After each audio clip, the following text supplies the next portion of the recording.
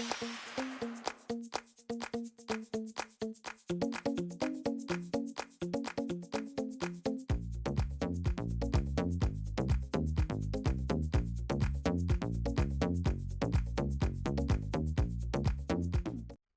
everyone, I'm Michelle Smith and welcome back to my channel. If this is your first time here, then welcome. I'm so glad you found me. I have an everyday craft for you today. In today's crafting adventure, I'm going to show you how I used the Dollar Tree bicycle wheel wreath form to make this beautiful floral wreath. I was so excited when I found them in my store, I knew I had to create something special. Let me show you how to make it. Here is a list of the tools and materials I used to complete the project. For your convenience, I've also included a detailed list in the description box below. Let's get started. You will need one of these 14-inch bike wheel wreath forms that you can pick up from Dollar Tree. And then you're also going to need some florals.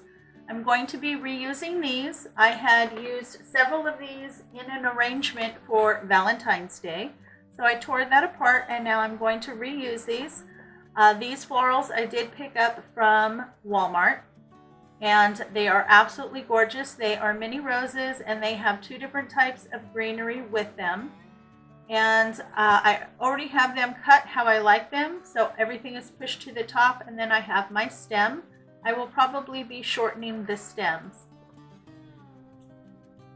So when I attach my florals, I'm going to use this point right here at the end of one of the spikes to place my bow. So I want my florals to come out at either direction from where I'm going to place my bow, like that. I'm just going to cut my stem down so it's only about 1 inch long.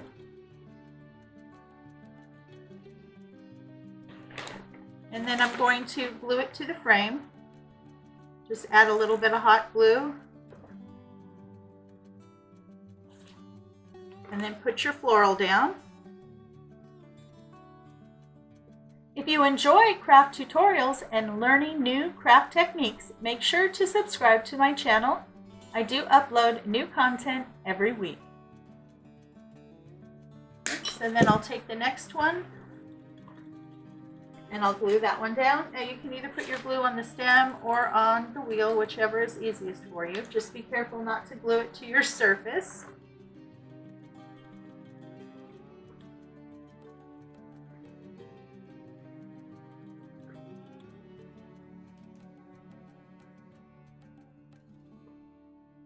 Okay, so I'm going to work approximately halfway around this side and then halfway around this side and get my florals attached.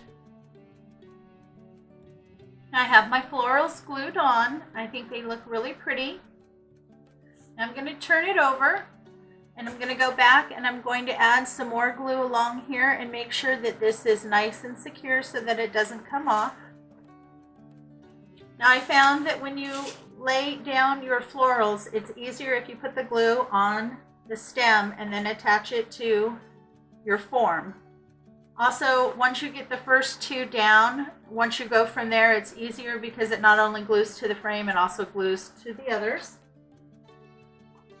And when you are laying your florals down, you'll lay one down and then you take the second one and you lay it on top, just down a little bit, like that. And then the next one, you move down a little bit further and lay it.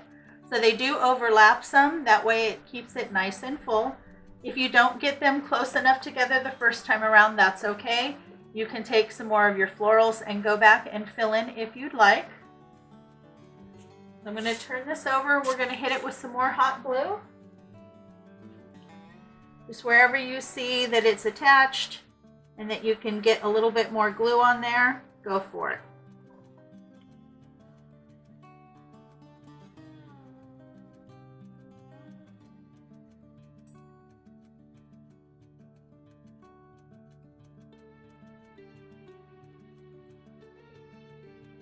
Let that glue fully set up. We're going to work on the bow now. I picked out these two ribbons that I got from craftoutlet.com. I think this is so pretty. It has really pretty pink roses and greenery on a burlap background. This one is 2.5 inches by 10 yards and was $6.95. This one is 1.5 inches and it is also 10 yards and it was $4.95. These don't have names, but they do have item numbers. I will include that in the description box below. And today I'm going to be using the Easy Bow Maker. I like to use this when I have problems with my hands because it holds everything nice and tight for me and I don't have to hold it in my hands. So we're going to start with the 2.5 inch ribbon, and both of these are wired edged. Give it a nice clean cut to start.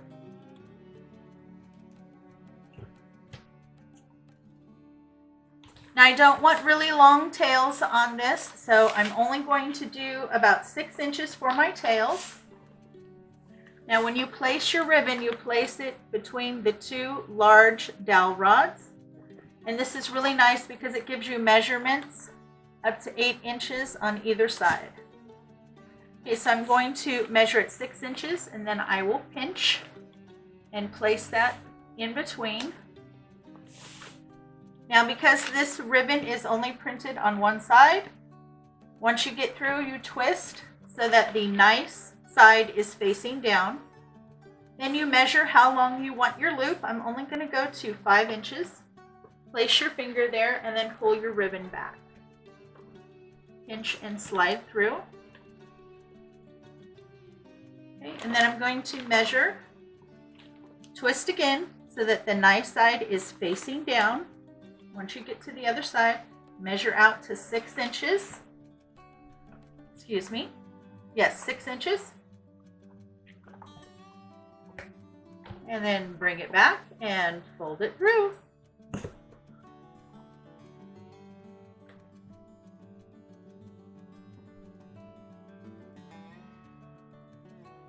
Check your loops, make sure they're the same. And then go ahead and do another set of loops on either side at the same length.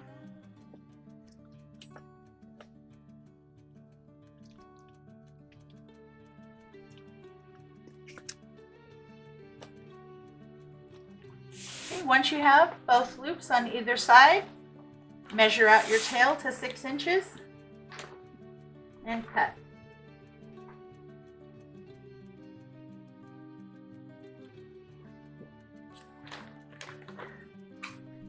Now I'm going to move to the 1.5 inch ribbon and I'm going to put this on top.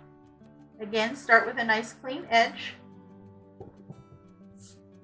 Measure my tail at 6 inches and pinch and place that right on top of the other ribbon.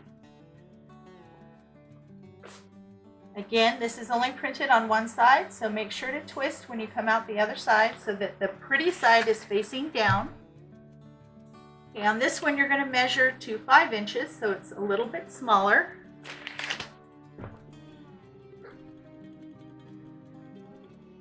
And pull that through.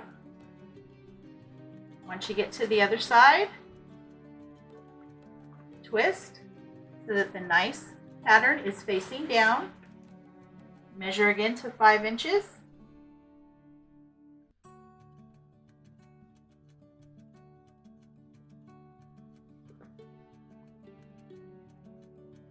Okay, twist. And then one more time. Another loop on each side at 5 inches.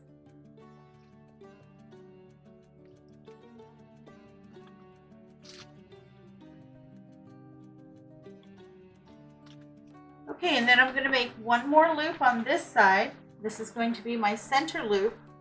So I only want this to be about 2 inches. So measure to about 2 inches and make a single loop.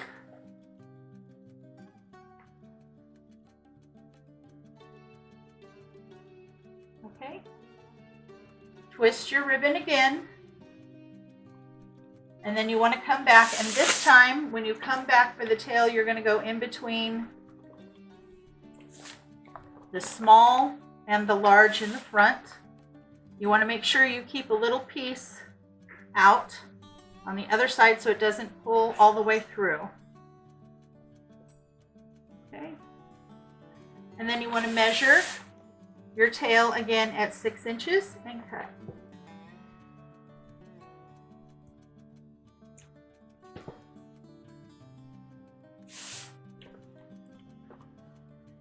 Okay. You will need 1 full-length pipe cleaner. Grab right in the center there and lift up. Keep it pinched. And you want to wrap your pipe cleaner right around the center. On these big, thick bows, I like to wrap it around twice so I make sure I get it nice and tight. Pull it to the back. Pull tight and twist.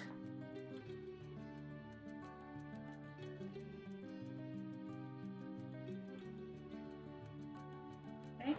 Leave your pipe cleaners on. That's what you're going to use to attach it to your wreath. Then just fluff out your bow, pull the tails down, make sure they're all going in the right direction.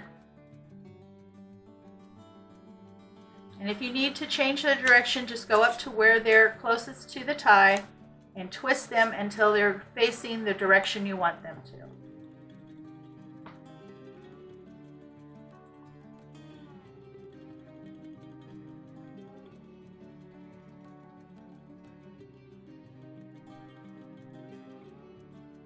And then fluff out your bows.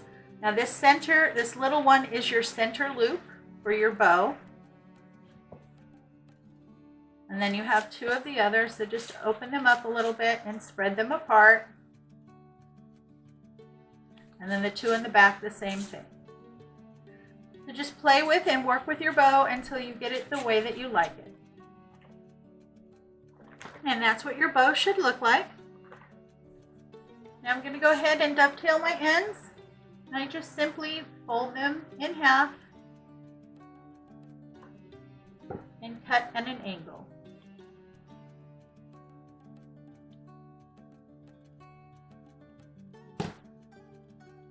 Gives you a nice pretty dovetail.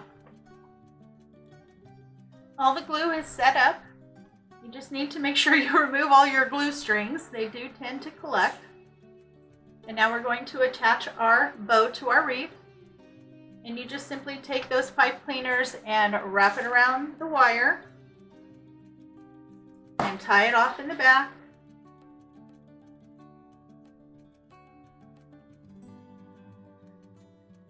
Get it nice and secure.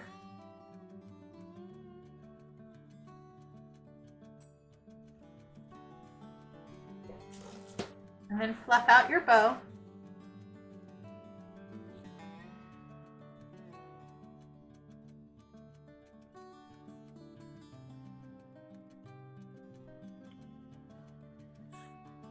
Okay. Now I see I need to fill in a little bit more here. I left too big of a space. So that's easy enough. I just take some more florals, trim them, and then glue them down inside.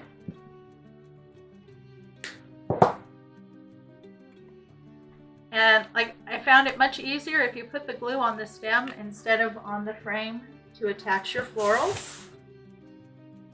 Lift up and stick that baby in there. Just make sure you don't glue it to your table.